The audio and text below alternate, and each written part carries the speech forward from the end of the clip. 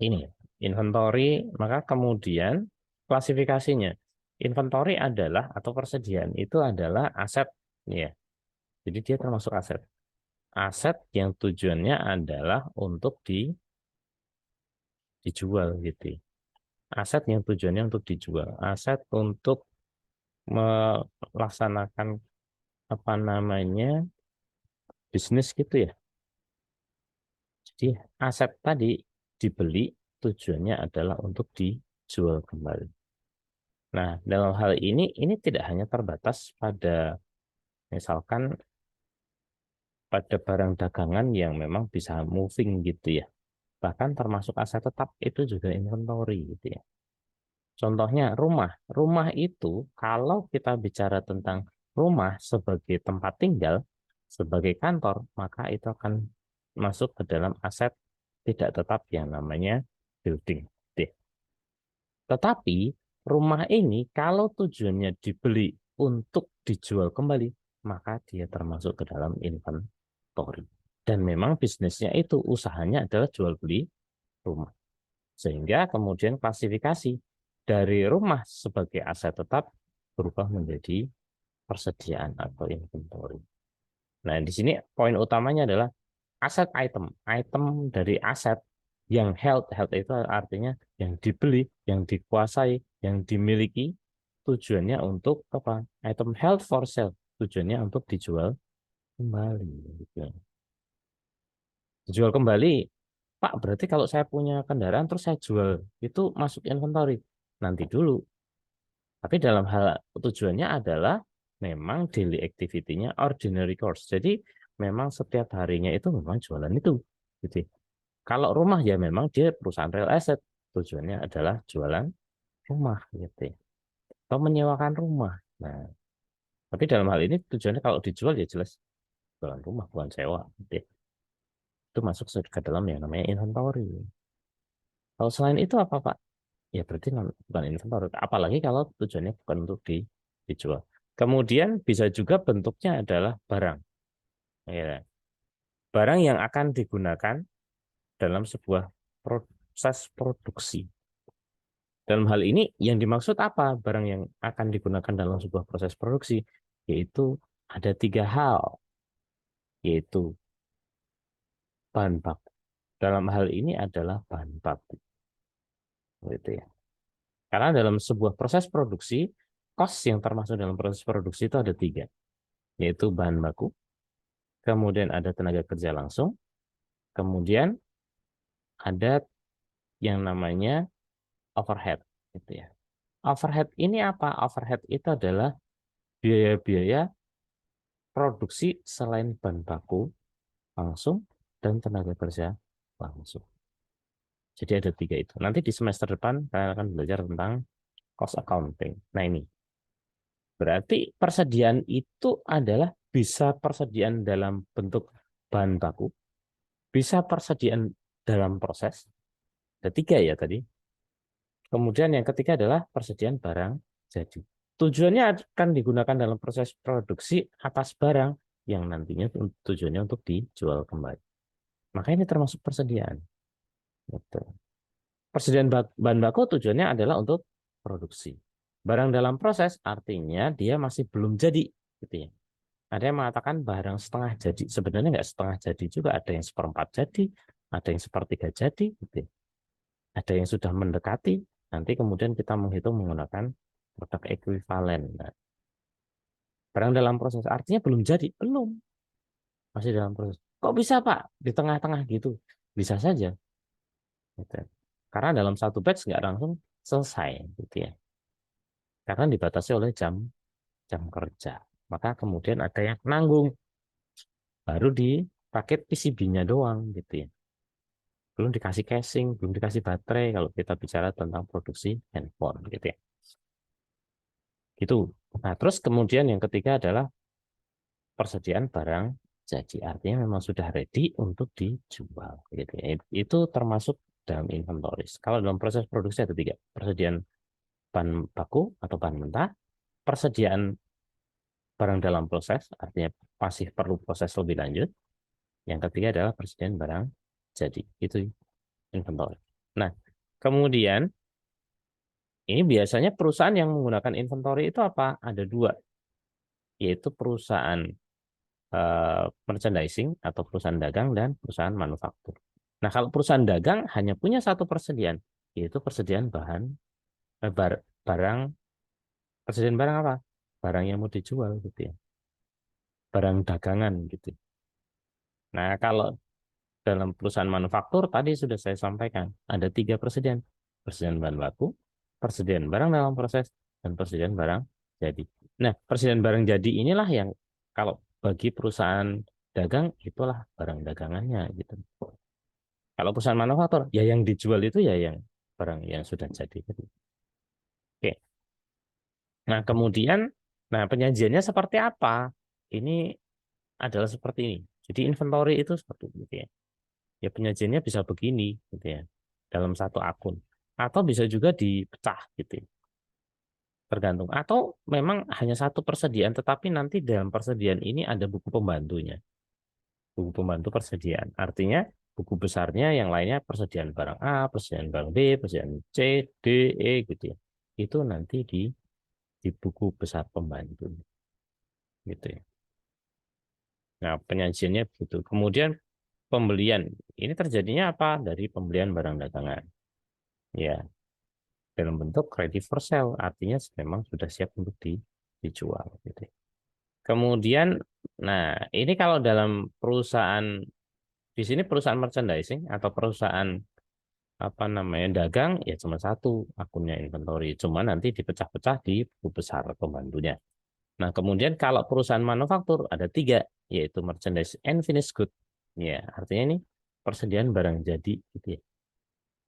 Merchandise and finished good artinya barang jadi dan siap untuk dijual barang dagang. Kemudian ada work in process yang tadi saya sampaikan. Work in process itu apa? Barang masih dalam proses, artinya perlu proses lebih lanjut agar barang tersebut jadi. Kemudian yang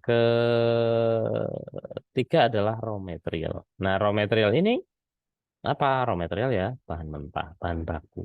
Gitu ya. Raw material ini banyak gitu. Ya tergantung komponennya apa yang itu. Ya, seperti itu.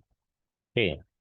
Kemudian ini adalah flow-nya untuk perusahaan manufaktur. Flow. Artinya alirannya dari sebuah persediaan gitu ya. Artinya persediaan itu terjadi karena ada beberapa hal gitu. Ini alirannya. Jadi kalau di dalam perusahaan manufaktur sebenarnya ada tiga hal utama. Yaitu ini adalah sebagai input, kemudian di sini adalah uh, proses, kemudian di sini adalah di bagian yang paling kanan ini adalah output. Jadi sistemnya adalah input, proses, dan output. Inputnya berupa apa? Raw materials. Dan ini nanti yang akan digunakan di semester depan yaitu terkait dengan cost accounting. Nanti akan dijelaskan kembali. Cara prinsipnya begini, bahwa untuk perusahaan manufaktur itu akan membutuhkan tiga cost utama.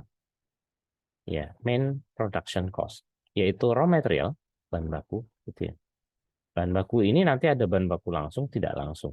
Yang langsung ini masuk sebagai raw material. Kemudian yang kedua adalah labor. Labor di sini yang dimaksud adalah labor, direct labor atau tenaga kerja langsung. Bahan baku langsung, tenaga kerja langsung.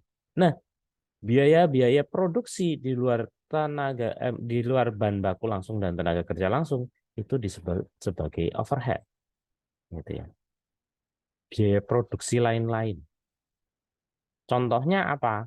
Contohnya adalah apa namanya? Bahan baku tidak langsung.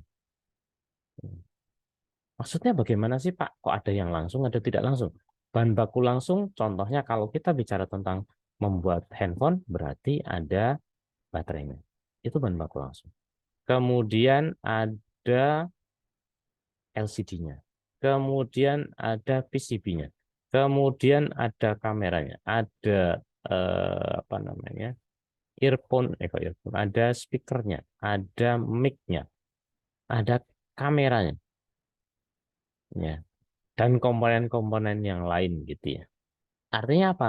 bahan baku langsung adalah bahan baku yang melekat pada produknya dan bisa ditelusur. Itu namanya bahan baku langsung.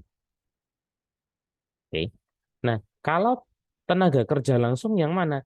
Adalah tenaga kerja yang langsung menangani. Artinya dalam sebuah proses produksi berarti ada tenaga yang merakit, ada tenaga kerja yang membuat secara langsung.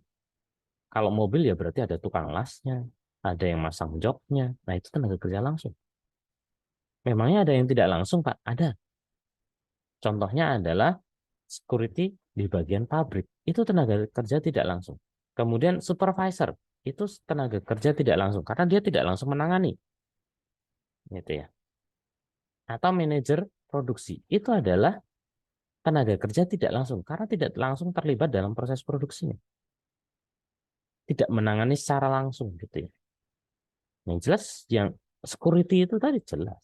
Kemudian ada bagian front office-nya. Ketika di bagian produksi tadi ada bagian administrasinya di pabrik itu ada. Nah, maka kemudian itu tenaga kerja tidak langsung. Nah, kalau bahan baku tidak langsung apa, Pak? Contohnya handphone itu pasti dijual. Dijual nggak mungkin ketengan. Nggak mungkin kemudian handphone udah jadi ini, gitu ya. Jual-jual. Orang pasti butuh kemasan. Nah, kemasan kotak gitu ya. Kemudian semua biar eksklusif kan ada kotaknya, ada plastik pembungkusnya gitu ya. Nah, itu adalah termasuk biaya, biaya bahan baku tidak langsung. Maka yang langsung itu bahan baku langsung itu masuk ke raw material, tenaga kerja langsung masuk sebagai direct labor atau labor, sedangkan yang tidak langsung semuanya ditampung di overhead. Gitu ya. Biaya produksi yang lain yang tidak langsung contohnya apa? Ada air, misalkan. Listrik, ada telepon. Kemudian ada yang namanya depreciation expense dari factory itu sendiri. Alat yang digunakan itu pasti akan ada depresiasi. Ada biaya lain-lain, biaya maintenance di apa namanya? Di pabriknya itu masuk overhead gitu ya. Jadi ini overhead itu bisa dikatakan other production cost. Selain apa? Raw material dan direct labor. Oke, ini dari sisi input. Inputnya ada ini, tiga hal ini. Inilah yang disebut sebagai production cost. Nah, kemudian ada istilahnya itu prime cost. Ya. Dan ada istilahnya conversion cost. Kalau prime cost itu biaya utama. Utamanya apa? Ya raw material dan labor. Direct labor. Raw material and direct labor itu disebut sebagai prime cost, biaya utama dalam sebuah proses produksi.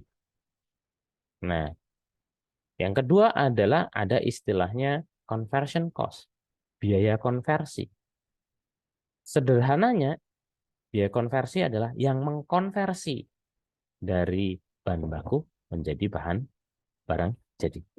Maka conversion cost itu adalah direct labor dan overhead.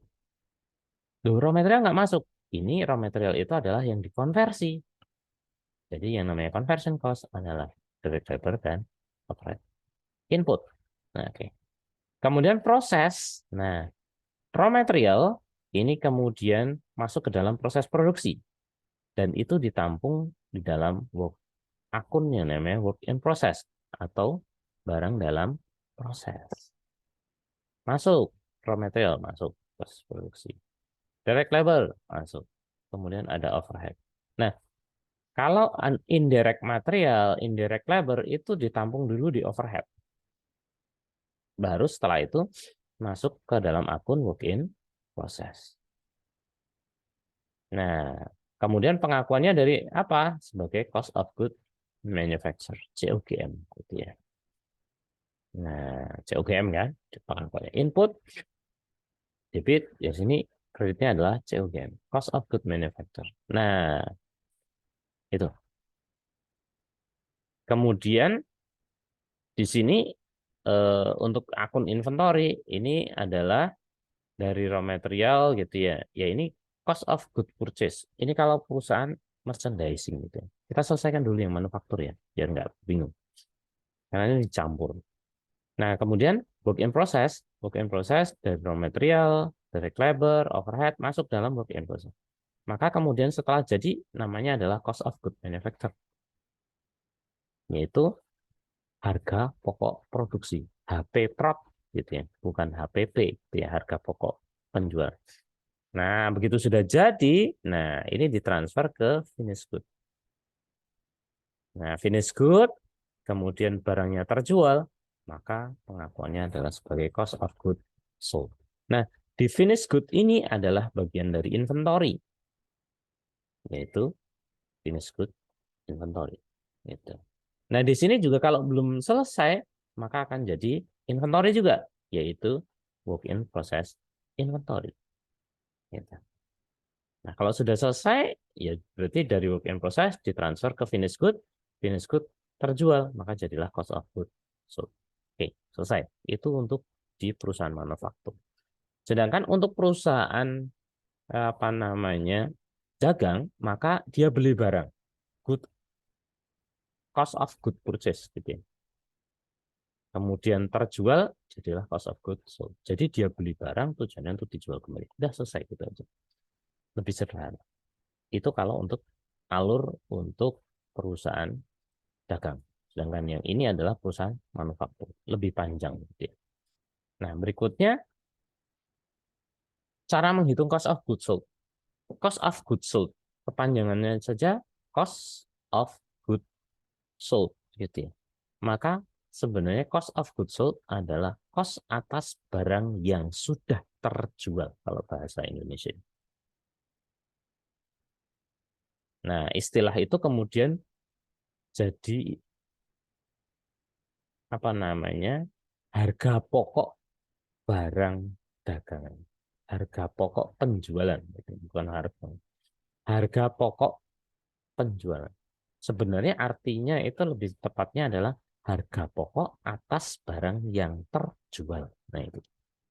Kalau artian dari cost of goods sold itu sendiri. Nah, maka cara menghitung cost of goods sold ini seperti apa, Pak? Gitu ya. Maka kemudian beginning inventory, persediaan awal, kemudian ditambah dengan pembelian, cost of good purchase, maka ini akan jadi cost of good available for sale. Artinya barang yang tersedia untuk dijual. Beginning inventory. Kalau perusahaan manufaktur berarti beginning inventory-nya adalah beginning finished good inventory. Gitu ya. Beginning finished good inventory. Kemudian ditambah dengan COGM, cost of good manufacture. Artinya yang ditransfer dari COGM, barang yang jadi tambah dalam proses produksi. Maka itulah disebut sebagai cost of good available for sale. Barang yang tersedia dijual. Kalau perusahaan dagang, berarti beginning inventory, merchandising inventory ya, kemudian ditambah dengan cost of good purchase, gitu ya. Cost atas barang yang dibeli, maka itulah jadi cost of good available for sale. Barang yang tersedia untuk dijual. Kemudian dikurangi dengan persediaan akhir, dapatlah cost of good sold. Cost atas barang yang sudah terjual.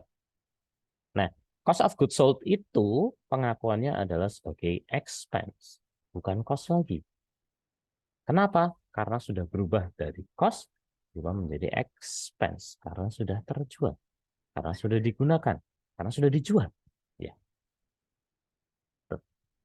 Berarti kalau yang belum masih jadi inventory, Pak. Ya. Yang masih belum terjual itulah di ending inventory.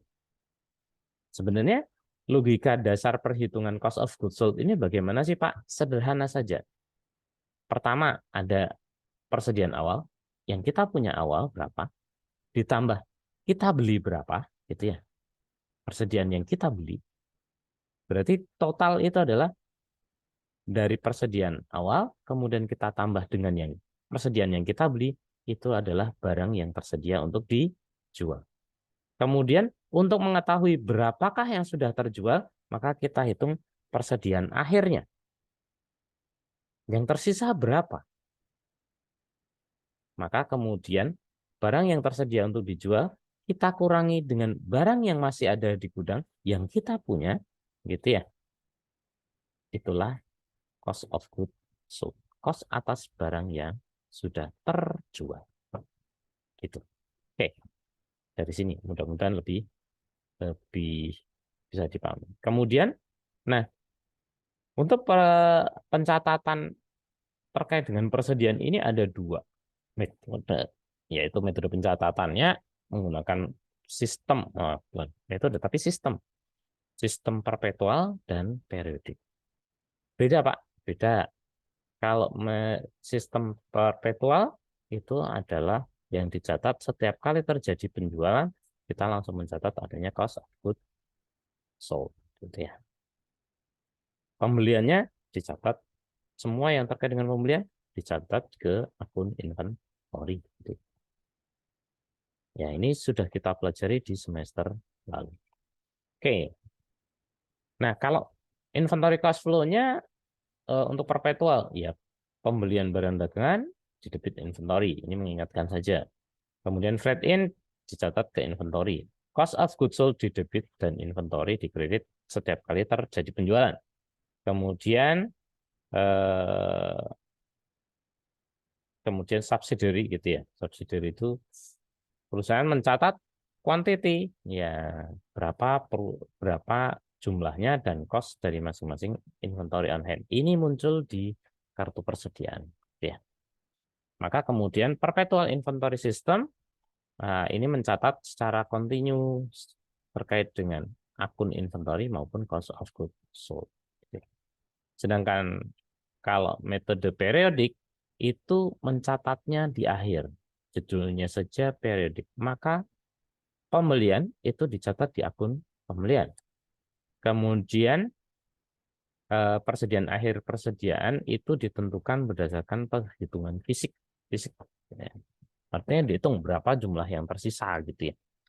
Nah, perhitungannya untuk cost of goods sold adalah yang tadi sebenarnya, yaitu beginning inventory ditambah purchase, maka dapatlah dijumlahkan cost of goods available for sale. Barang yang tersedia dijual dikurangi persediaan akhir, ketemu yang namanya cost of goods sold. Atau cost atas barang yang terjual. Cost atas barang yang sudah terjual. Gitu. Kalau belum, ya berarti ending inventory. Gitu. Oke. Nah, ini adalah eh, perbandingannya ya. Nah, misalkan di sini beginning inventory-nya 100 unit dengan harga satuan $6. Kemudian beli 900 unit dengan harga satuan $6.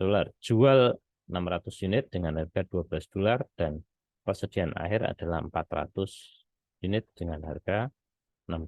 Masing-masing seperti informasi. Kemudian buatlah pencatatan menggunakan perpetual dan periodik.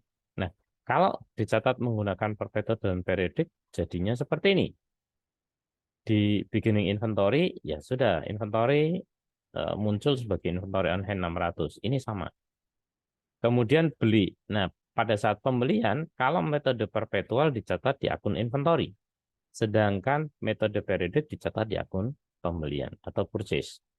Nah, pada saat penjualan, kalau metode perpetual itu mencatat selain account receivable dan sales revenue, juga langsung mencatat cost of goods sold dan pengurangan terhadap inventory. Sedangkan periodik hanya account receivable dan sales revenue. Itu terkait dengan nilai penjualannya saja. Kemudian di akhir periode ini tidak diperlukan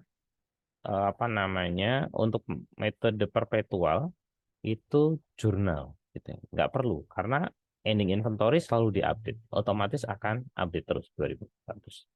Nah, kalau metode periodik maka perlu perhitungan, perlu pencatatan gitu ya.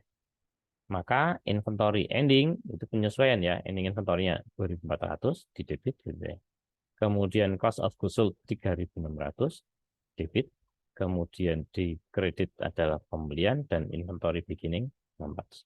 Ini sebenarnya jurnal ini adalah jurnal untuk menghitung apa namanya, perhitungan cost of goods sold-nya gitu. Ini seperti itu. Begini inventory, ya, cost of goods sold, yang terjual berapa, purchase, kemudian inventory. Ini yang diperlukan.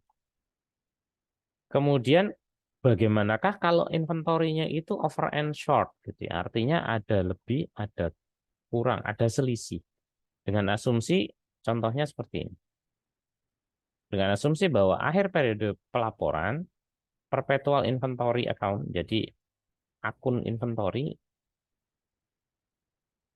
dilaporkan bahwa saldonya adalah sebesar 4.000. Nah, meskipun demikian, perhitungannya mengindikasikan bahwa nggak ada 4.000. Ternyata hanya 3.800 realnya, yang actual on hand. Kemudian, jurnal untuk mencatat pencatatan ini adalah sebagai berikut. To write down. Berarti ada selisih sebesar 200. Nah, selisihnya ini dicatat sebagai apa? Maka akan dicatat sebagai inventory over and short 200, kemudian inventory 200. Intinya adalah agar inventorinya itu sesuai dengan kondisi fisiknya, yaitu sebesar 3.800. Gitu. Oke. Nah, ini adalah, nah, inventory over and short itu disesuaikan ke cost of goods sold. Jadi, kenapa ke cost of goods sold? Karena itu kan jadi beban gitu. Sebenarnya bagian dari, kalau hilang ya berarti loss kan sebenarnya. Sehingga nanti akan di income and expense, ya other income and expense di dalam income statement dilaporkan di situ. Kemudian inventory controls. Nah, semua perusahaan perlu untuk memverifikasi inventory, pencatatan inventory. Baik itu melalui perhitungan fisik, kemudian pembebanan, pengukuran, serta perhitungan dengan dibandingkan dengan detail inventory. Nah, tetap setiap perusahaan harus menghitung fisik. Nah, bayangin aja kalau perusahaan-perusahaan yang besar, seperti halnya dengan Carrefour, kemudian perusahaan contohnya yang retail ya, perusahaan dagang itu, Hypermart itu aja. Alfamart, Indomart itu saja pun setiap kali terjadi perhitungan fisik, itu pasti akan ada selisih. Gitu ya. Tuh, itu secara fisik. Nah, kemudian perhitungan fisik ini kapan? Yaitu sampai dengan akhir fiscal year, gitu ya. Mendekati akhir tahun. Kenapa? Karena periode pelaporannya di akhir tahun, yaitu 31 Desember. Kenapa nggak awal tahun, Pak? Awal tahun nanti beda, karena kita nanti pasti akan berubah. Apalagi di awal tahun ada stok baru dan seterusnya. Kemudian untuk menyajikan pelaporan yang lebih tepat terkait dengan kuantitas dan laporan tahun. Bisa jadi persediaan itu ada selisih karena rusak. Contohnya persediaan barang dagangan yang berupa makanan, digigit tikus gitu ya. Maka pengendalian ini menjadi penting. Cara menyimpannya pun, kalau barang yang nggak boleh lembab ya nggak boleh lembab gitu. Bahkan barang yang awet sekalipun kalau penanganannya tidak tepat jadinya rusak. Kemudian penentuan cost of goods sold, nah ini sudah tadi sama ya, perhitungan beginning inventory ditambah kemudian pembelian atau selama tahun berjalan, jadi total cost of goods available for sale, kemudian dikurangi dengan ending inventory, maka adalah cost of goods sold. Nah, kemudian mengidentifikasi barang, dan yang kedua ya, learning objektif yang kedua, mengidentifikasi barang dan cost yang masuk dalam inventory. Ya, cost dan yang termasuk dalam inventory apa? Yaitu perusahaan mengakui inventory dan account payable pada saat pembelian gitu ya. Kemudian, nah, judulnya itu terkait dengan penentuan ya, karena kontrol hak dan kewajiban gitu. Maka kemudian ada yang istilahnya good in transit. Nah, good in transit ini maksudnya bagaimana? Kita sudah beli ini. Saya sudah beli barang. entah itu melalui marketplace, entah itu secara online. Misalkan kalau beli yang dalam jumlah besar impor gitu ya. Nah, impor ini kan butuh waktu yang namanya dalam proses pengiriman. Maka pengakuan terkait dengan persediaan itu tergantung pada apa? Tergantung pada syarat pembayaran. Maka itu akan menyebabkan pada pengakuan atas barang tadi. Contoh, kita masih tentunya teman-teman masih ingat bahwa ada yang namanya istilah syarat pembayaran FOB shipping point dan FOB destination.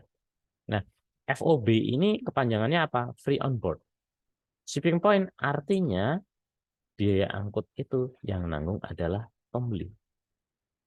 Maka dalam hal ini jika supplier mengirimkan barang ke LG gitu ya. Ini LG Electronics menentukan pengakuan atas barang ini. Kalau kemudian si supplier mengirimkan barang ke LG dengan syarat FOB shipping point, artinya biaya pengiriman yang nanggung adalah LG. Maka hak kepemilikan, title itu hak kepemilikan, pengakuan kepemilikan, title gitu ya. Artinya ini punya siapa barangnya? Maka title passes to LG. Jadi pengakuannya adalah ke siapa? Ke LG. Ya. Pengakuannya kepada LG. Loh kok gitu? Karena yang bertanggung jawab terhadap pengiriman biaya angkut itu adalah LG. Jadi tanggung jawab si supplier hanya dari gudangnya penjual sampai ke apa namanya jasa pengiriman saja atau kargo atau forwarding gitu ya. Udah sampai di situ. Nah, selanjutnya si forwarding, kargo, kemudian agen pengiriman itulah yang bertanggung jawab untuk mengirimkan barang sampai ke LG. Sehingga ini sudah menjadi haknya LG. Ya. Ini. Title passes to LG ketika supplier menyerahkan barang kepada carrier, ya. Yaitu sebagai agen yang agennya LG gitu. Karena yang bayar siapa? Yang bayar LG untuk pengiriman.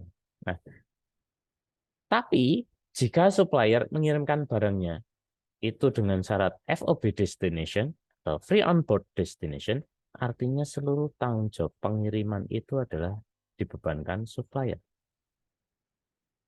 Si customer, si LG, nggak mau tahu. Pokoknya nyampe ke gudang. Sehingga karena FOB destination ini menjadi tanggungan supplier, tanggung jawab supplier, karena itu pengakuannya, meskipun barangnya belum sampai gitu ya. Kalau yang awal ini gitu ya, yang satu di atas itu punyanya LG. Tapi kalau yang FOB destination, ketika barangnya belum sampai, maka belum bisa diakui oleh LG sebagai inventory. Kalau yang di atas FOB shipping point, meskipun barangnya OTW gitu ya, on the way, maka pengakuannya adalah punyanya LG. Sebagai inventornya LG. Inventory in atau good in transit. Gitu. Tapi kalau FOB destination, ketika barangnya belum sampai ke gudangnya LG, LG tidak bisa mengakuinya sebagai inventory meskipun sudah dibayar. Oke, nah itu. Oke, nah kemudian yang berikutnya adalah konsinyasi. Nah, kalau konsinyasi itu ada dua pihak, yaitu yang punya barang, yang nitip barang. Sebenarnya konsinyasi itu apa sih? Titip jual. Ketika kita bicara tentang titip jual, berarti barangnya itu adalah barangnya yang menitipkan barang untuk dijual gitu ya.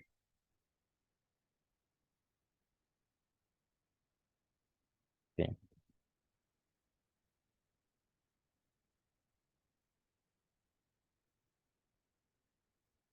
itu. Nah, ini. Maka kemudian barang yang tadi, berarti barang dagangannya adalah barangnya si siapa? barangnya yang nitip gitu. Berarti ada yang nitip, ada yang dititipin. Contohnya sederhana, barang konsinyasi itu adalah kalau kita kalian pernah jalan-jalan ke toko buku ke Gramedia, apakah semua buku yang ada di Gramedia itu punyanya Gramedia?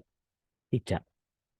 Buku yang milik Gramedia Group adalah yang Alex Computindo, kemudian yang diterbitkan oleh Gramedia itu sendiri. Sedangkan yang lainnya apa? Itu adalah konsinyasi, titip jual. Nah, berarti barangnya itu bukan barangnya Gramedia, bukan. Barangnya itu adalah barang miliknya si penitip, yaitu penerbit yang lain. Erlangga, kemudian ada apa namanya, yang lain lah gitu ya. Ada penerbit Erlangga, ada pustaka yang lain, kemudian ada Gema Insani Press, ada macam-macam gitu ya. Salem Salemba 4 gitu. Nah, itu barang mereka. Berarti si Gramedia ini berlaku sebagai agen penjualannya. Nah, karena dia harus menyediakan space, maka kemudian biasanya ada biayanya. Biasanya mereka akan menentukan 40% gitu, dari harga jual. Gitu. Sehingga pengakuannya nanti ketika si Gramedia itu berhasil menjual, maka pengakuannya pendapatan bagi Gramedia bukan nilai penjualannya, tetapi adalah fee-nya. Gitu ya. Pengakuan penjualannya diakui oleh siapa? Bagi si penitip. Ya. Atau istilahnya consignor. Si penitip, kemudian yang terima tadi, yang jualin atau agennya itu disebut sebagai consignee. Gitu ya. Oke, kemudian kalau repurchase, ya ini kalau dibeli kembali gitu ya, persediaannya nanti punyanya siapa gitu. Tuh, inventory dan seterusnya. Oke, nah ini penjualan dengan high rate of return, maka ini pengakuannya nggak bisa langsung sebagai apakah pengakuannya sebagai penjualan ataukah persediaannya sudah keluar begitu ya. Ya kalau persediaan itu begitu sudah dijual, barang sudah dikirimkan ya sudah dianggap sebagai keluar gitu ya. Tapi ketika memang masih punya tanggungan tadi, berarti pengakuannya ini terkait dengan pengakuan revenue-nya gitu. Gitu. Berarti ada semacam kayak utang gitu. Kalau itu ini sama saja repurchase berarti yang di hold itu adalah penjualannya. Tapi inventorinya ya sudah keluar gitu. Tuh. Contohnya di sini, Hills Enterprise mentransfer atau menjual inventory ke Chase PLC secara langsung dan sepakat untuk melakukan pembelian nanti pada periode waktu tertentu. Kemudian Chase menggunakan inventory, collateral, and ya, menggunakan inventory sebagai jaminan. Juga bisa minjem gitu. Tuh. Kemudian kalau high return yaitu mencatat penjualan revenue pada saat transaksi. Kemudian mengestimasi inventory return untuk mengakui barang yang akan diretur. Biasanya dari kebiasaan apa. Kemudian, nah, cost yang termasuk di dalam inventory ini ada product cost, yaitu cost secara direct gitu ya langsung, yaitu yang cost yang secara langsung terkait dengan barangnya tadi. Gitu ya. Yaitu apa? Pengiriman gitu ya. With bringing the goods to the buyer's place. Jadi pada saat dikirim sampai di sana mengkonversi, merakit dan seterusnya. Itu adalah cost yang termasuk dalam inventory. Nah, cost dari pembelian termasuk semuanya adalah pembelian. Kalau kita bicara tentang perusahaan dagang, berarti biaya pembelian. Biaya pembelian itu termasuk adalah biaya barang yang dibeli. Kemudian kalau ada impor, biaya impor, kemudian pajak, kemudian ada transportasi, kemudian handling cost. Nah, Handling cost itu maksudnya apa? Ya sampai ready untuk dijual gitu ya, sampai ke gudang kita dan seterusnya. Kemudian ada period cost, yaitu periode cost yang secara tidak langsung terkait dengan perolehan atas barang. Period cost contohnya penjualan, biaya penjualan. Kemudian ada general and administrative expense. Nah, ini tidak termasuk di dalam inventory cost. Gitu. Nggak masuk, enggak. Yang masuk yang mana? Yang ini. Harga berarti kan kalau kita bicara tentang cost persediaan, nilai persediaannya itu berapa? Ya harga belinya, persediaan itu berapa? Ada biaya angkutnya. Kalau pajak ya berarti ada pajaknya. Kalau perlu perakitan ya biaya perakitannya. Gitu ya. Dan seterusnya. Ini namanya adalah cost inventory. Gitu. Kalau yang period cost ini nggak masuk ya. Tidak termasuk dalam inventory. Kemudian kalau purchase discount, ya dapat diskon ya dikurangi gitu ya. Nah, pembelian atau trade discount biasanya mengurangi dari nilai nilai atas barang yang dibeli tadi gitu ya oleh customer. Yaitu mengurangi dari nilai inventory. Nah, ada dua metode pencatatan untuk perlakuan gitu ya. Untuk mencatat persediaan tadi. Yaitu metodenya adalah metode gross yang biasa kita gunakan. Dan yang kedua metode net. Bedanya apa, Pak? Kalau metode gross itu pencatatannya sebelum dikurangi dengan diskon. Kalau ada diskon. Misalkan di sini ada syarat pembayarannya 2/10 net 30. Artinya akan dapat potongan sebesar 2% dalam jangka waktu 10 hari. Iya, jatuh temponya adalah 30 hari gitu ya. Nah, kalau metode gross ini adalah metode yang hati-hati. Belum tentu orangnya itu kemudian memanfaatkan diskon. Kita asumsi. Sedangkan kalau metode net, itu artinya bahwa pencatatan yang kita lakukan sudah net, sudah bersih setelah dikurangi dengan diskon. Asumsinya, customer itu membeli apa namanya dengan metode net. Artinya dia memanfaatkan diskon tadi. Sehingga mencatatnya sudah langsung dikurangi. Nah, contohnya begini.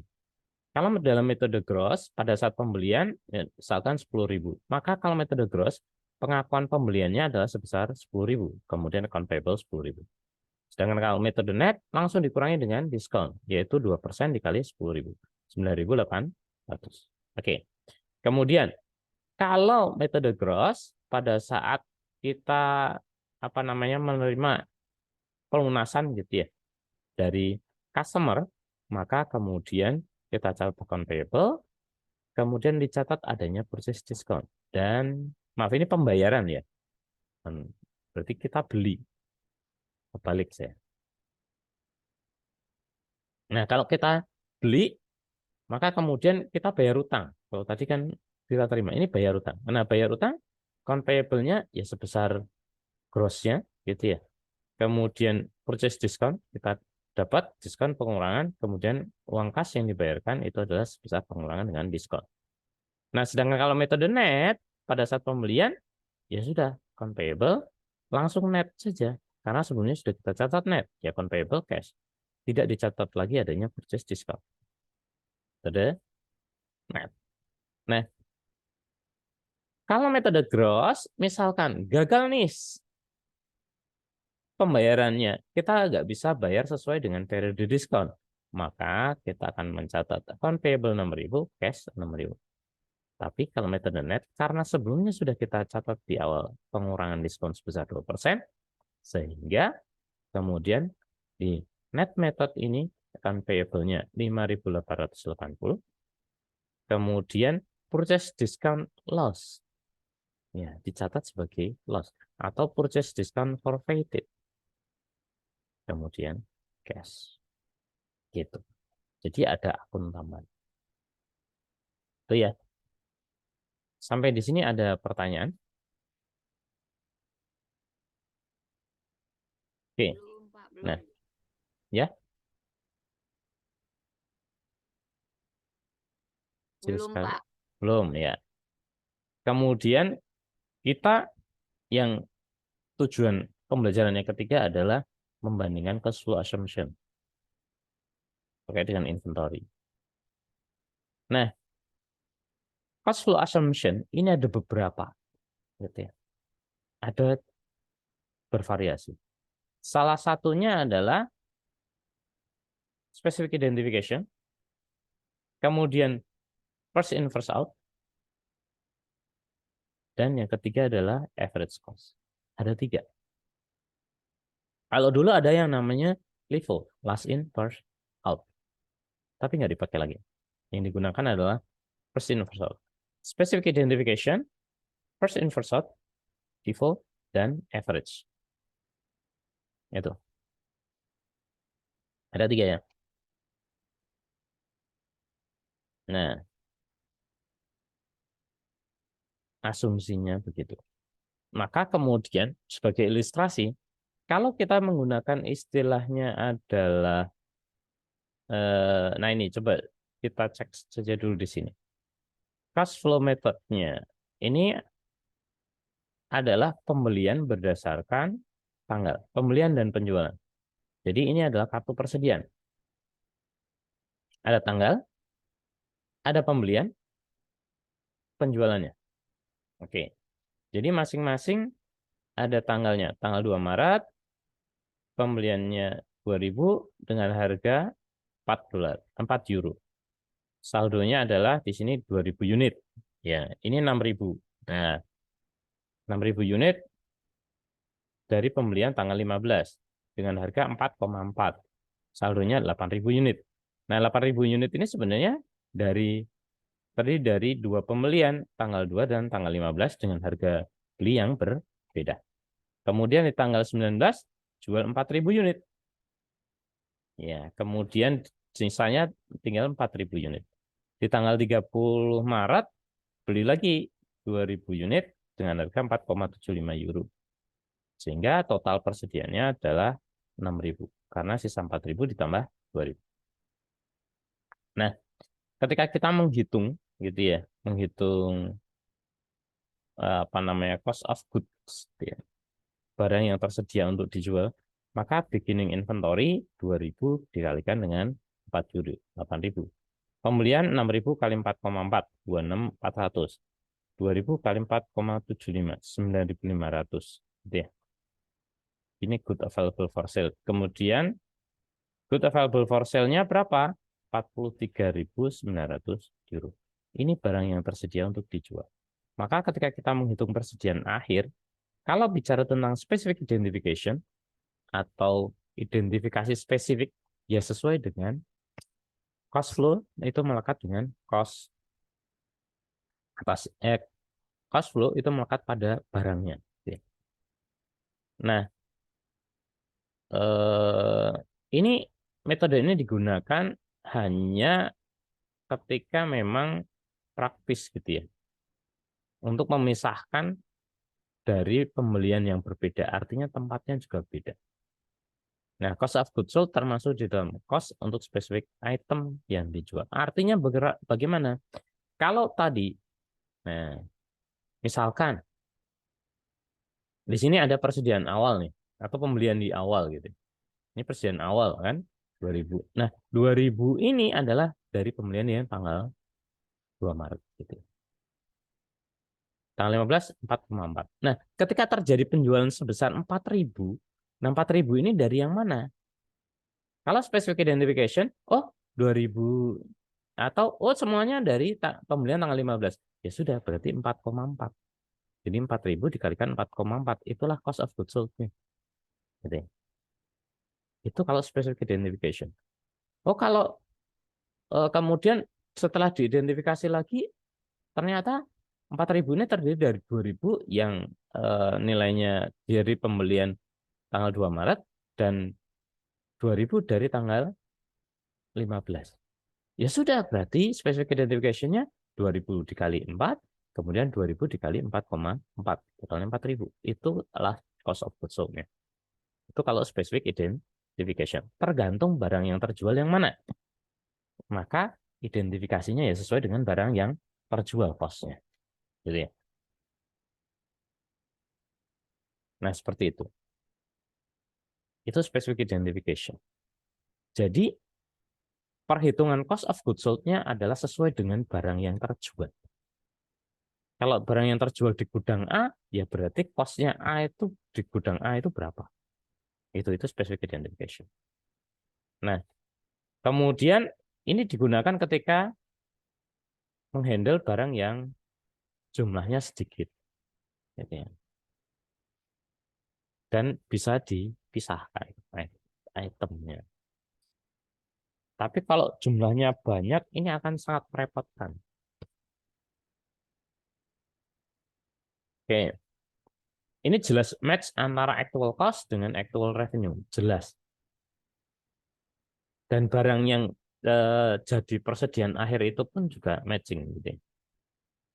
Jadi nanti kita punya item, oh dari misalkan warna merah, warna biru, warna apa, itu juga bisa. Kemudian dari pembelian yang mana, dari supplier yang mana, itu bisa. Tapi kalau handle dengan jumlah yang kecil. Kalau jumlahnya sudah jutaan gitu ya, jutaan item ya costly gitu ya. Kemudian cash flow match dengan physical flow. Nah, ini yang hebatnya di specific identification itu. Artinya barang yang terjual itu ya cost-nya ya atas barang yang terjual itu. Dari pembelian yang mana. Gitu. Jadi akan selalu match. Gitu. Kemudian eh, memungkinkan untuk perusahaan untuk ya melakukan manipulasi dari net income. Ya bisa. Gitu. Maksudnya gimana? Kalau kita menggunakan specific identification, maka kemudian kita bisa menentukan, misalkan untuk oh ya biar net income-nya tinggi, berarti kita ambil dari barang yang kita jual adalah barang yang pembeliannya paling murah. Otomatis kan nanti jadinya barang yang terjual itu COGS-nya jadi rendah. Kalau COGS-nya rendah, revenue-nya tetap, maka akan jadi net income-nya tinggi. Gitu. Ini kemungkinan bisa terjadi. Nah, ini specific identification. Kalau kita menggunakan specific identification, misalkan cost of goods available for sale-nya 43.900, kemudian dikurangi dengan ending inventory yang diketahui dalam hal ini ending inventory-nya adalah 26.700, maka cost of goods sold-nya adalah 17.200. Ini berasal dari pembelian atau persediaan awal di bulan Maret, gitu ya, tanggal 2 Maret masih ada 1.000 unit, tanggal pembelian tanggal 15 3.000 dan pembelian tanggal 32.000. Padahal penjualannya 4.000, tapi berasal dari persediaan yang beda-beda. Maka kemudian ending inventory-nya jadinya 26.700 gitu. Itu specific identification. Nah, kalau average itu asumsinya ya disamain. Maksudnya di rata-rata gitu ya. Artinya apa? Dianggap semua cost untuk barang yang sama itu ya sama gitu. Rata-rata. Kemudian bukan sebagai subjek dari income manipulation. Berikutnya pengukuran pada specific physical flow itu ya impossible, lebih susah gitu ya. Karena barangnya banyak, tempatnya di mana-mana, udahlah. Ya tetap physical flow iya, tapi kadang-kadang jadinya kalau menggunakan average ya pasti nggak matching. Nah, contohnya di sini. Kalau tadi specific identification ya kita spesifikkan, kalau average ya kita rata-rata. Maksudnya gimana? Dari pembeliannya itu tanggal 2, 15, dan 30. Oke, kita jumlahkan 10.000. Kemudian kita kalikan dengan unit cost. Maka jadinya total cost. 8.000, 26.400, 9.500. Dijumlahkan 43.900. Maka 43.900 ini kita bagi dengan 10.000. Dapatlah harga per unit rata-ratanya 4,39. Kemudian kita kalikan dengan yang terjual gitu ya misalnya. Kalau mau cari COGS ya tinggal kalikan yang terjual. Kalau mau cari ending inventory misalnya. Di sini ending inventory 6.000 unit gitu ya. Jadi 6.000 dikali 4,39 jadilah 26.340. Nah, cost of goods available for sale 44.900 dikurangi dengan ending inventory 26.340 dapatlah cost of goods sold 17.560 gitu ya. Seperti itu.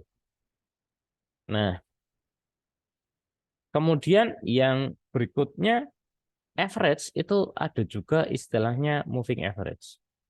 Maksudnya gimana, Pak? Rata-rata tertimbang.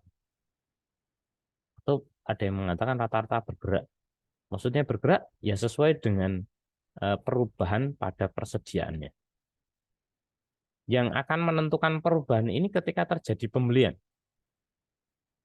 Nah, pembelian, maka kalau pembeliannya itu dengan harga yang berbeda, maka akan menyebabkan perbedaan cost per unitnya. Gitu. Kalau penjualan, Pak, enggak. Karena sudah dihitung rata-ratanya. Gitu ya. Sehingga contohnya di sini, tanggal Maret 2 Maret, persediaan awal 2004, 4 euro per unit, ya jadinya 8.000. Maka saldonya 8.000. Tanggal 15, 6.000, beli 6.000 dengan harga beli 4,4, jadinya 26.400. Nah, 26.400 ini kemudian kita tambah dengan 8.000. Kemudian nilainya totalnya 8.000 unit gitu ya, 8.000 unit. Maka 8.000 unit itu ini kan cost-nya 8.000 tambah 26.400 dijumlahin kemudian dibagi 8.000. Sehingga di sini persediaannya adalah 34.400. Ini kan dijumlah 34.400. Unitnya adalah 8.000. Nah, cost per unitnya ini yang berbeda, yaitu merupakan rata-rata dari 4,4 dan 4 euro. Sehingga diperoleh saldonya adalah 8.000 dengan harga 4,3 euro. Nilai totalnya 34.400. Kemudian ketika terjadi penjualan di tanggal 19 Maret, maka tinggal kita hitung, kita kalikan aja. Yang terjual berapa? 4.000 dikali dengan cost per unitnya 4,3 euro. Gitu ya. Sehingga dapatlah 17.200. Nah, kemudian sisanya berapa? Dari 8.000 dikurangi 4.000, sisanya 4.000 dengan cost per unitnya adalah 4,3 sehingga 17.200. Nah, perhatikan di sini. Pada saat terjadi penjualan tidak terjadi perubahan pada cost per unit rata-ratanya. Ya, disebut bergerak atau tertimbang karena akan berubah ketika terjadi pembelian. Perhatikan di sini tanggal 30 Maret 2000 dengan cost per unitnya adalah 4,75 euro. Nilainya 9.500. Sehingga 4.000 ditambah 2.000, 6.000. Dan cost per unitnya berubah rata-ratanya. Awalnya adalah 4,3 berubah jadi 4,45. Karena ini merupakan rata-rata penjumlahan dari 2.000 unit tambah 4.000 unit, yang satu 4,3, yang satu 4,5. Sehingga ending balance-nya adalah 26.700. Gitu. Itu kalau rata-rata. Nah, yang berikutnya adalah first in first out. Asumsinya kalau first in first out itu adalah barang yang pertama kali masuk itulah yang terjual. Ini bicara tentang cost flow-nya ya. Sehingga kalau kita bicara tentang cost flow dengan physical flow, barangnya, makanya barang yang beli di awal itu yang dijual di awal, belum tentu. Tapi cost-nya, harganya gitu ya, harga perolehannya inilah yang kemudian mengikuti sistem first in first out. Yang pertama kali masuk, pertama kali yang keluar, gitu ya. Oke, dengan asumsi barangnya tersebut ya disusunnya ya urut gitu ya. Tapi apakah selalu begitu? Enggak. Tapi kalau kita bicara tentang logistik ya di warehouse gitu ya, itu ada in dan ada out. Maka kemudian biasanya penyusunannya itu ngikutin itu. Yang pertama kali datang itu akan disusun dekat dengan pintu keluar. Ini terutama untuk barang-barang yang ada expirednya. Bahkan cat itu ada expirednya, jangan salah. Kalau kita beli cat yang sudah expired, biasanya warnanya udah nggak karuan. Itu persediaan, udah jelek. Itu cat kalau sudah expired. Kan cuma cat Pak ya. Kalau sepatu ada expirednya, ada modelnya sebenarnya. Maka sering ada sale gitu ya. Kalau kalian lihat di sel-sel itu ya pakainya itu ya, sistemnya itu.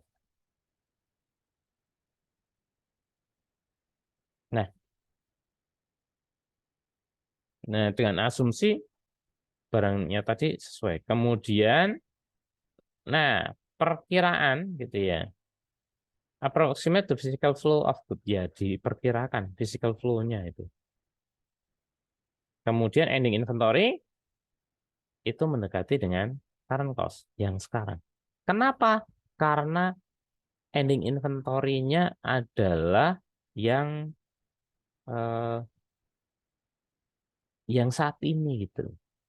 Jadi contohnya tadi ada pembelian di tanggal nanti setelah ini ada ya, pembelian di tanggal persediaan awal tanggal 2, kemudian tanggal berapa lagi, terus terakhir tanggal 30. Maka ending inventory-nya adalah nilainya itu menggunakan nilai yang terakhir, pembelian terakhir, current cost. Kemudian, nah ini akan sulit untuk melakukan matching antara current cost dengan current revenue. Kenapa? Karena kita menggunakan asumsi yang belinya dulu gitu ya, yang belinya 2 hari yang lalu, yang belinya bulan lalu, kemudian ketika terjadi penjualan, kita menggunakan cost yang bulan lalu, itu duluan gitu. Nah, ini contohnya di tanggal 30 Maret gitu ya. Ini untuk ending inventory. Logikanya kalau kita lihat dari sini, ya, ini kan persediaan awal 2000. Kemudian pembelian tanggal 15 6.000 4,4. Kemudian terjual 4.000 di tanggal 19 dan tanggal 30 Maret adalah beli lagi 2.000. Logikanya total kalau yang barang tersedia untuk dijual itu adalah sebesar 10.000, yaitu dari pembelian 2.000 tambah 6.000 tambah 2.000. Oke, itu. Kemudian yang terjual adalah 4.000 gitu ya. Maka logikanya persediaan akhirnya itu kita ngitungnya dari bawah. Total available-nya berapa? 10.000. Nah, berarti ending inventory-nya adalah 10.000 dikurangi yang terjual 4.000. Logikanya kalau untuk persediaan akhirnya kita ngitungnya dari bawah, dari pembelian yang terakhir. Ending inventory adalah 6.000. Berarti 6.000 ini terdiri dari apa saja? Kalau FIFO first in first out pasti dari yang terakhir dulu. Pembelian terakhir pasti akan jadi persediaan akhir. 6.000. Pembelian terakhir berapa? 2.000. Masih kurang, Pak. Oke, kita lihat lagi ke atas. Dari 6.000 sudah ada 2.000. Berarti sisanya kurang berapa? 4.000. 4.000 dari pembelian yang sebelumnya. Yaitu sebesar 4,4. Maka ini akan jadi ending inventory. Yaitu ending inventory terdiri dari pembelian yang terakhir, yaitu di tanggal 30 Maret, dan pembelian di tanggal 15 Maret. Di Maret tanggal 30 itu sebanyak 2.000 unit, dan di tanggal 15 adalah sebanyak 4.000 unit. Loh kok 4.000 Pak? Iya, karena total persediaan akhirnya adalah 6.000. Itu. Sehingga di sini 2.000 dan 4.000 gitu ya. Jadi naik ke atas. Itu kalau Vivo. Ya Vivo. Sehingga di sini 27.100. Cost of good available for sale-nya 43.900, kemudian dikurangi dengan ending inventory 27.100. Sehingga cost of good sale-nya adalah 16.800. Gitu. Oke.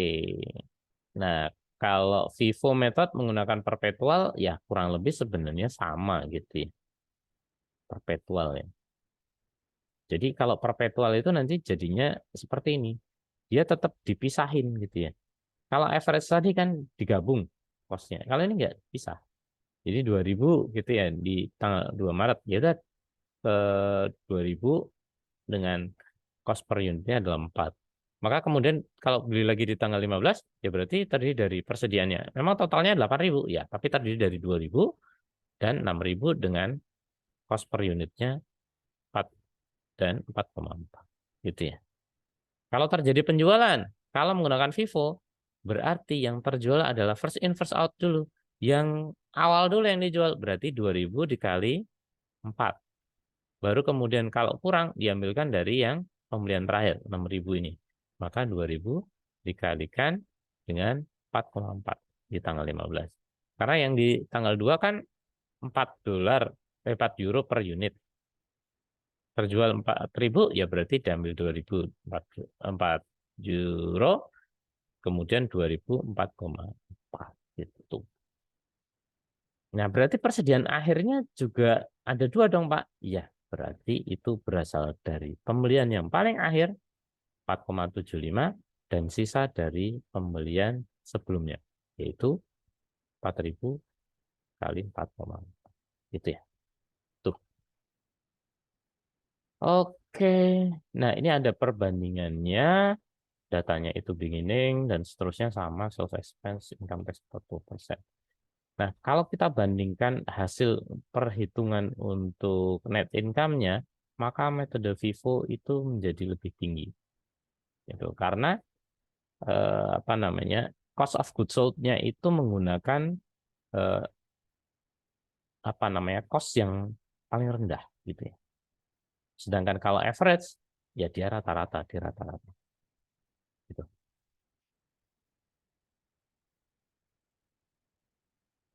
Oke, sehingga di sini ya ini ending inventory.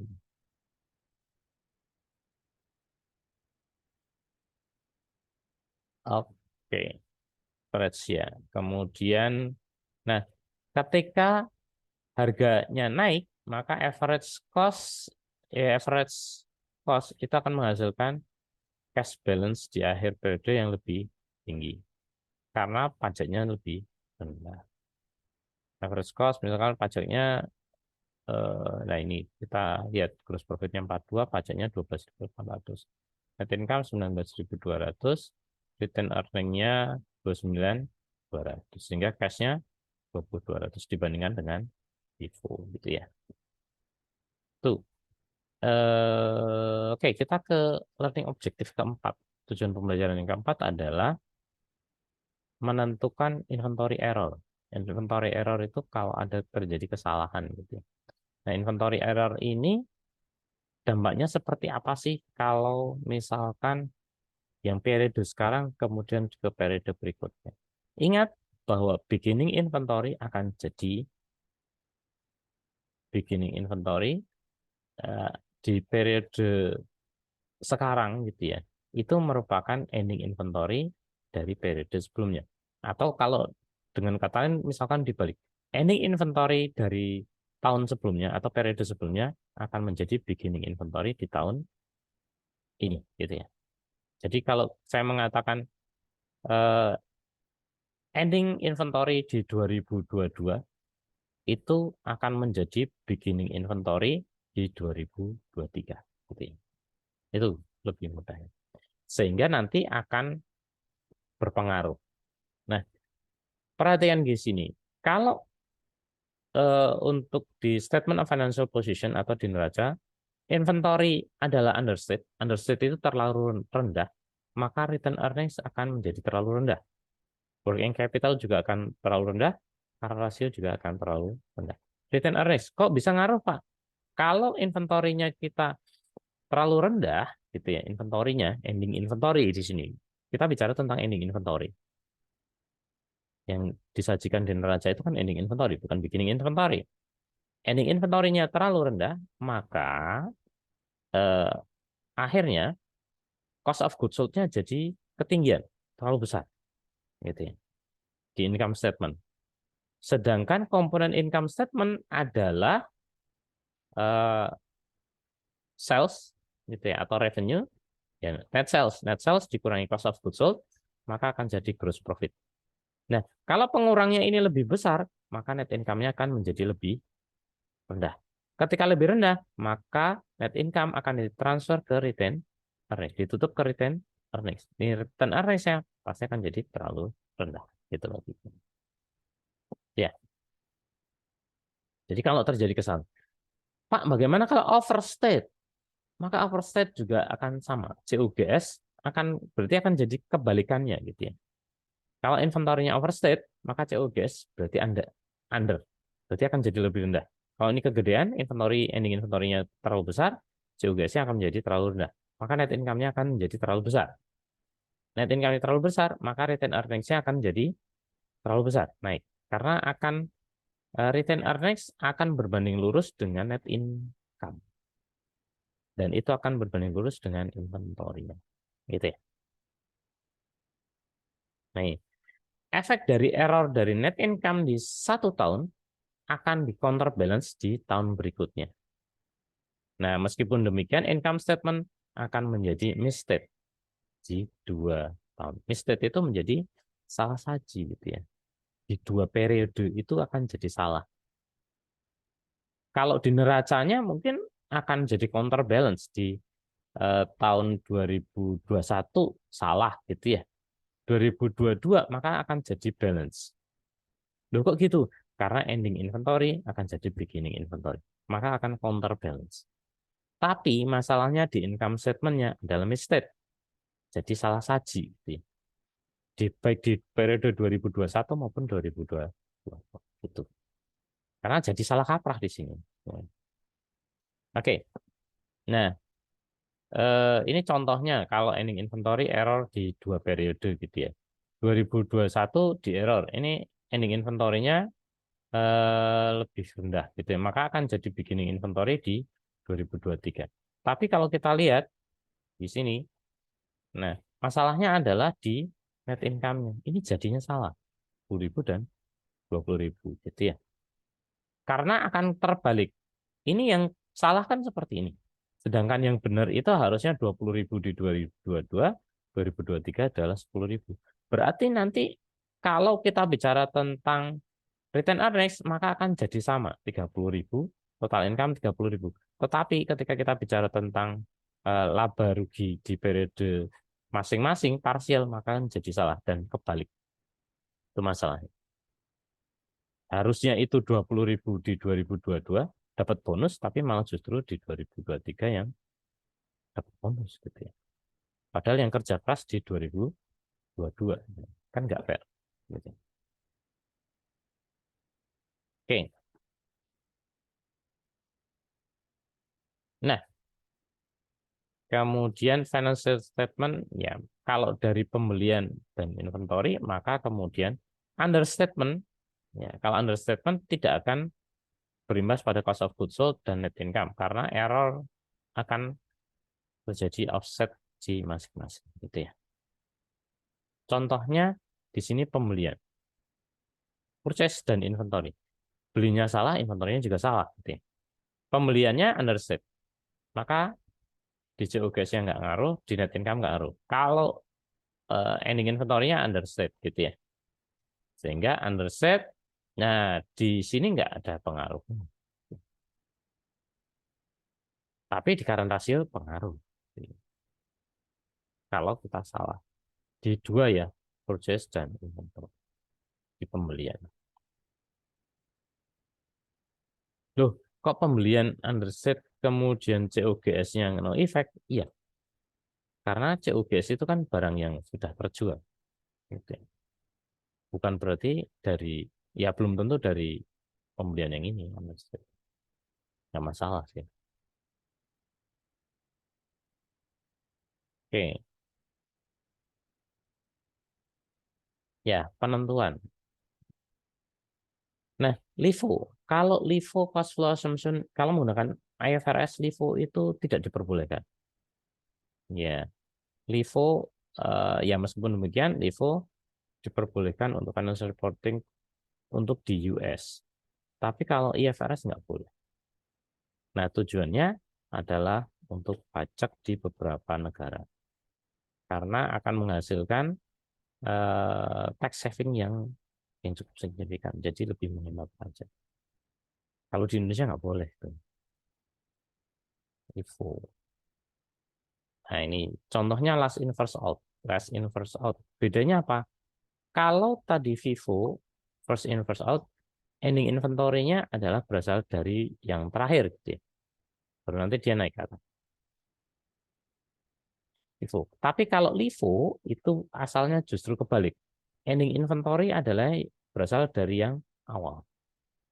Karena yang terjual itu adalah last in, yang masuk terakhir. Dijual awal gitu ya. Nah, sehingga ending inventory 6.000 ini pasti berasal dari yang awal, yaitu dari persediaan awal tanggal 2 Maret dan pembelian di tanggal 15. Itu ya. Sehingga dari 6.000 ya udah tanggal 2 Maret itu 2.000 persediaan awal, di tanggal 15-nya sisanya karena ending inventory-nya adalah sebesar 6.000. Kok 6.000, Pak? Karena berasal dari total good available for sale 10.000 dikurangi penjualannya 4.000. Sisanya adalah 6.000. Sehingga 6.000 ini berasal dari persediaan tanggal 2 dan tanggal 15. Itu. Jadi terbalik dengan metode FIFO. Sehingga cost of goods sold-nya adalah dari 43.900 good available for sale dikurangi dengan ending inventory 25.600. Tepatlah 18.000. Maka cost dari total quantity yang terjual atau yang dikeluarkan dari perusahaan ya berasal dari pembelian yang awal gitu ya, COGS. Bukan pembelian yang terakhir gitu. Recent itu yang paling akhir, bukan paling awal. Tapi persediaan akhirnya adalah yang paling awal gitu. Gitu. Ya kalau perpetual jadinya seperti ini gitu. Jadi malah justru yang terjual itu dari yang pembelian terakhir gitu ya. Pembelian terakhir berapa? 4,4. Ini 4,4 kan. Pembelian terakhir sebelum penjualan itu berapa? Ya 4,4. Ya udah dari situ. Sehingga persediaan akhirnya terdiri dari 2.000 dari yang awal, kemudian 2.000 dari 4,4 gitu ya.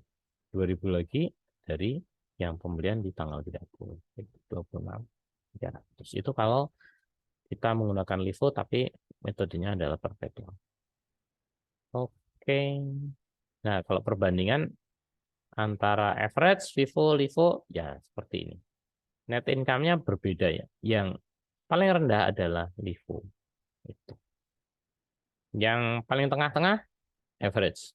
Yang paling tinggi adalah FIFO. Dengan asumsi ini adalah pada saat kondisi harga mengalami inflasi gitu ya, naik tiap tahun. Nah, demikian juga dengan apa namanya, kalau terkait dengan net income, pajaknya justru paling rendah karena net income-nya paling rendah gitu. Laba ditahannya justru paling tinggi, cash-nya paling tinggi. Gitu. Laba ditahannya paling rendah. Logikanya kalau net income-nya rendah ya return earning-nya rendah. Oke, cukup ya.